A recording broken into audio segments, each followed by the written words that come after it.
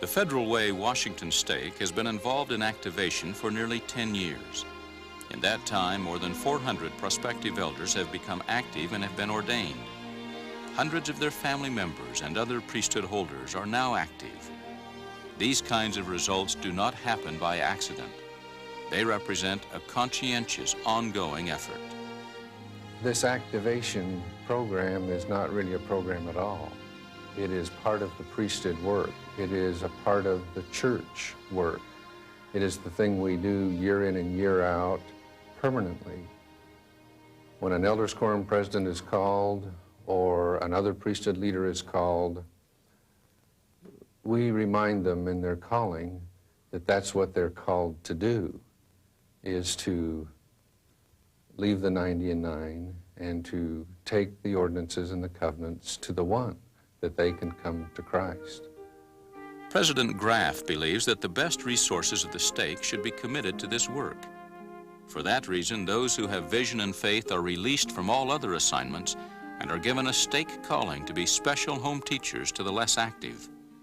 Fellowshipping becomes their main responsibility. They are assigned 3 to 4 families to teach on a weekly basis. Activation is a spiritual conversion process. 5 key steps help bring this about. Each quarter, priesthood leaders prayerfully identify 10% of the prospective elders or less active elders in their ward to be activated. These individuals are extended a personal invitation to prepare for the Melchizedek priesthood and the temple. Special home teachers are assigned to teach and fellowship them on a weekly basis. The less active are invited to attend a temple preparation seminar. Their home teachers attend with them. At the end of the quarter, the bishop interviews these individuals to receive the Melchizedek priesthood or a temple recommend. A recent activation experience shows the process at work. The Priesthood Executive Committee of the Federal Way 2nd Ward discussed the prospective elders who they felt might respond to an invitation and challenge. Brother Wade, the High Counselor, was directly involved in the process and was charged by the stake president to assist the quorum leaders and the bishop in following through on the details. In a follow-up meeting, names were shared with the stake president and assignments to contact these families were made. Brother Wade called me one evening, our High Councilman, and he said, "I've made an appointment with Brother Maxwell to go visit him." Now, neither Brother Wade nor I had ever met Brother Maxwell before, and I'd only been the Elders Quorum president for a short time. But we had been given that assignment by the bishop, and he had been selected as one of the prospective elders that we felt was probably more ready to come back into the church than maybe some others were at the time. So the appointment was made, and we went over one evening to visit him in his home. And there was some hesitancy on my part, because no one likes to be rejected. No one likes to be turned down. And yet, as Brother Wade and I prayed in our living room before we left, I felt the Spirit very strong, and I gained some reassurance at that point that things may go better than we had expected, or maybe better than I thought they would. When we knelt in prayer in Greg's home, a great spirit came over both of us. We really felt close to the Lord. Now, I didn't know what was going to happen. I had no idea what was going to take place. I didn't know whether he was going to be activated or what would happen. But I did know for sure, I had no doubt in my mind that we would be on the Lord's errand. We didn't go in and just try to have a casual conversation with Brother Maxwell, and we didn't go just to let him know that we missed him at church or that we'd like to see he and his wife coming back to church. We really zero in and let Brother Maxwell know that it was important that he become ordained an elder for himself and for his family. It was important for us to listen to the Spirit and not just to be there to go through the motions and say we have a challenge for you to come on back, but to listen to what the Lord would really have us say for this brother. And then I remember pausing and saying to him, "Brother Maxwell, do you have a testimony of the gospel?" And I felt prompted by the Spirit to say that. I didn't, you don't always want to say that, I guess, but I felt prompted to ask him if he had a testimony of the gospel. And he didn't just come right out and say, "Yes, I do." He paused for a moment, bowed his head, lifted his head up and said, "Yes, I do." And then he proceeded to tell us that he and his wife had been planning to come back to church for a number of years, and just this last week they had talked about coming to church in the next few weeks, and that he felt like he was being prepared. It was an answer to a prayer when Brother Wade called and says, we've been thinking about you and praying about you, and we'd like to come and talk to you. And so I felt good when they came, and they offered a challenge to my wife and I, and I said, well, I've got to talk to her about it first. We're really busy around here. We're pretty busy people. But they cautioned me that you know, the adversary is out there and he's really working on us, and that be very, very careful, because a lot of things can happen between now and when he called us back. And we talked about it, and it was just a matter of getting a night that we could fit it into our family plan and activities, and we did. We made that commitment. The next time we saw the Maxwells, I introduced, actually physically took the Maxwells over, or the Spaders over to the Maxwells, introduced them, and from that point on, the Spaders began to teach and fellowship the Maxwells.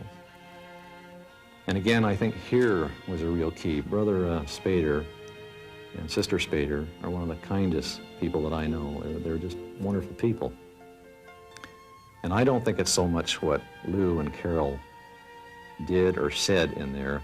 I think it's the spirit and the love that they radiated towards the Maxwells that really brought them back into the gospel. I was serving in the bishopric, and I was released to serve in this position as a fellowship teacher. And it has just been a great experience. You're so close to the people. You can feel their love, and you can also have the joy of giving service. Brother Wade and Brother Rankin came over to our home. They told us about this wonderful family, and that they were accepted the challenge to have the fellowship couples come in and explain the gospel to them. The Maxwells are special people. We feel that they were ready for the church. It hasn't been that they have not been contacted through this period of inactivity, but we feel that the Lord needs them, and that this is their time to become activated. Well, you know, first the Spaders came, and I thought, I just can't believe that these people come every week and give of their time. And they come every week, and every week I just, at first was a little apprehensive, and being new to learning everything I thought I was supposed to learn. But after a while, it was like, I can't wait for next Monday night again, because it was like, I'm going to learn something that I know that I'm going to carry the rest of my life, and I'm just most grateful. The spirit that we could feel in our home, and the peace and calm that suddenly came over us, and it felt good to go to church and to say our prayers and to read our scriptures. And we have a grandson living with us, and he became involved in reading the scriptures, and it just really pulled us together as a family. Each week, the fellowshipping couple meets with the priesthood leaders to discuss the progress of the families being fellowshipped. The Melchizedek priesthood quorums, both the high priests and the elders, have the prime responsibility for carrying out the work of activation. But there'd be great help and assistance from the stake, by sending the high counselor into the ward, into the quorums, not just to teach, but to go with and to strengthen. As they discuss the needs of less active families, plans and assignments can be made to involve all the organizations of the ward. In this case, Sister Howell, the Relief Society president, was asked to help in fellowshipping Sister Maxwell. Specific details were discussed, including who could be assigned as visiting teachers, someone to sit by her in Relief Society, and so on. Through this process, all the ward leaders become involved in helping the less active make the transition back to the church. A lot of wonderful things have happened. I was ordained an elder in the church.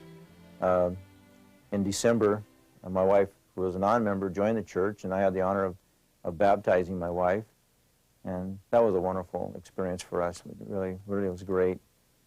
Since then, our ward split, and we now have 8 wards in Federal Way, and we wound up in 3rd Ward, and the Spaders wound up in 2nd Ward, but they're still fellowshipping us every Monday night.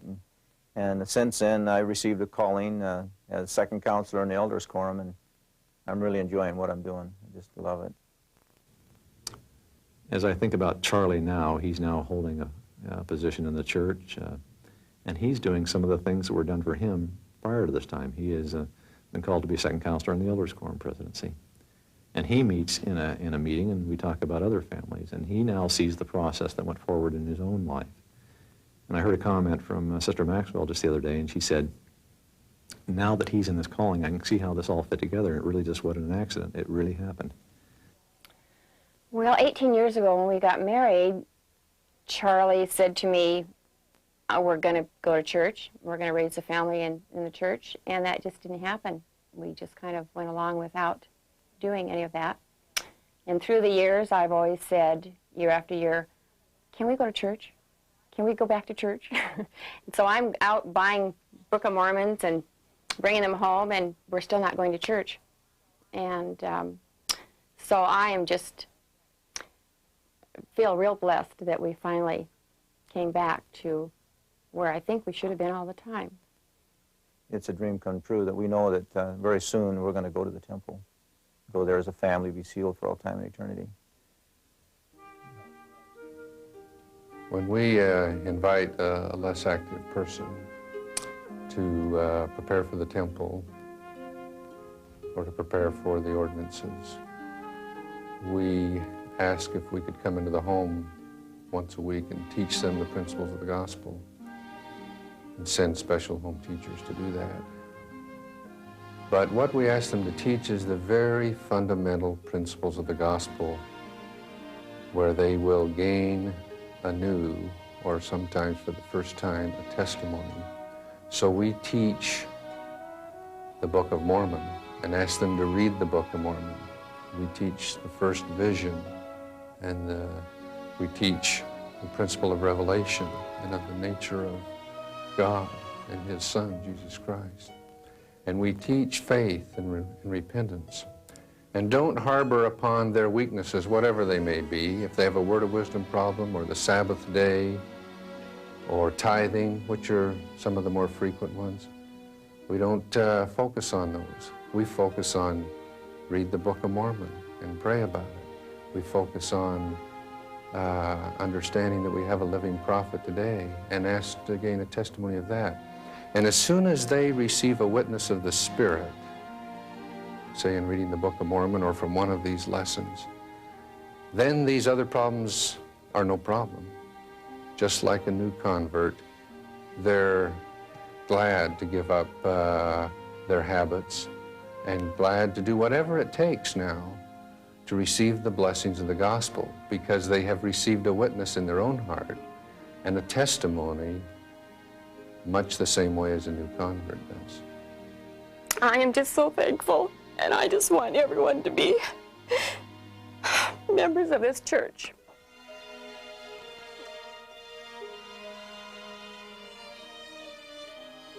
Our focus has not been so much activation in the church as it has been an invitation to come to the temple or to come back to the temple, so that the families can receive the blessings and the ordinances of the temple. Most families desire the blessings of the temple, and when invited to come to the temple, will accept that invitation to prepare.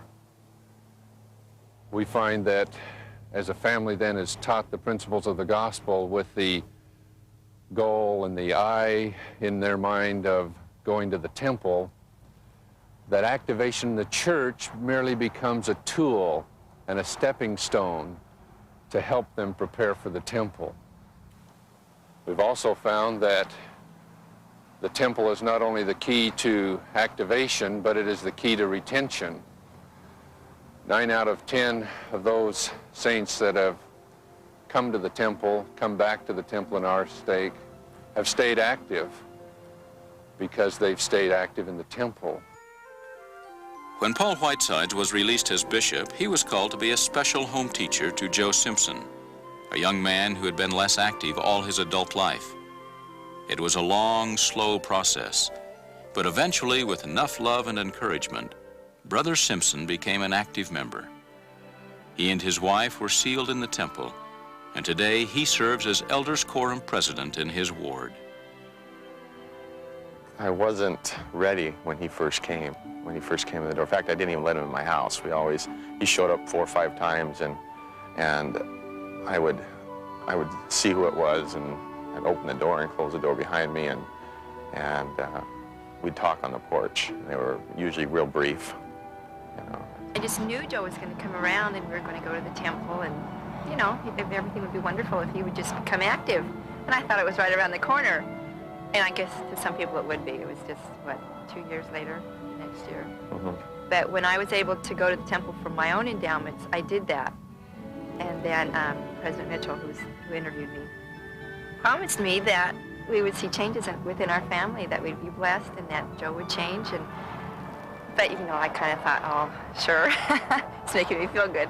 But it did, and just a month later, Joe was just changed right overnight, it seemed like. Joe was in the habit of going to sacrament with us and the children, then he'd leave right after sacrament, come back and pick us up. And this one Sunday, he picked us up and brought us home, and he said, I want to talk to you in the bedroom. So we went back there. Do you remember that? And he got a little emotional, and he said that that he needed a change in his life, and he wanted Christ to be within our family, and that he wanted to read the Book of Mormon, that he felt that it was true and it had things in there for him. And we did. Right then, we started reading the Book of Mormon at night together, and it was just an opposite kind of person. But when I saw him all dressed in his whites, and you know, we were in the room and kneeling apart from each other, it was, well, it's just the most wonderful feeling you can feel, and it feels so complete. It feels like it's us, you know, forever. And The process has been repeated again and again. Those who have been less active themselves become a strength to help others. Brother and Sister Spader were inactive for over 15 years until someone helped them come back. I remember that when we were in the sitting room and our children came in, the emotion that I felt that I'll never forget. My children looked like angels to me. And I was so grateful that I knew that they were going to be with us forever if we were but worthy. And this principle stands so strong in our family that we strive every day to make ourselves worthy to have that sealing take place forever. We've seen a lot of miracles in this stake. Each activation story is a miracle where the Lord has touched their life, and we, the home teachers, the priesthood leaders, the saints in the ward, have become a tool in the Lord's hands for that miracle to occur. Brother Spader is like, well, we laugh, we tell him that he has a Polynesian heart because he has so much love in him. And he and Mano think an awful lot alike. They have that childlike faith. It's as though the Lord has just blessed our household so much. The gospel has filled the void that in my life that I've had for years, where I've gone about my business, I've gone about work, I've taken care of myself, basically. I've always been close to my family. And yet the gospel brought everything else back together. It's really happiness. You know, happiness is different happiness than material happiness, because like this happiness is like eternal happiness. I owe a debt to a couple of brothers years ago who were as good ward teachers at that time, who were patient with my good dad, who was not active in the church. We had not ever been in the building. And because of their work with him and building those friendships and recognizing his great spirit and the great abilities he had, that's why I'm here today. And so I owe them a debt and will pursue and do those things necessary because I recognize that's a debt I'll have to pay for the rest of my life. The process of activation is the process of softening the heart. Miracles happen when we extend ourselves in love and service to others. Leaders in the Federal Way Stake believe in miracles.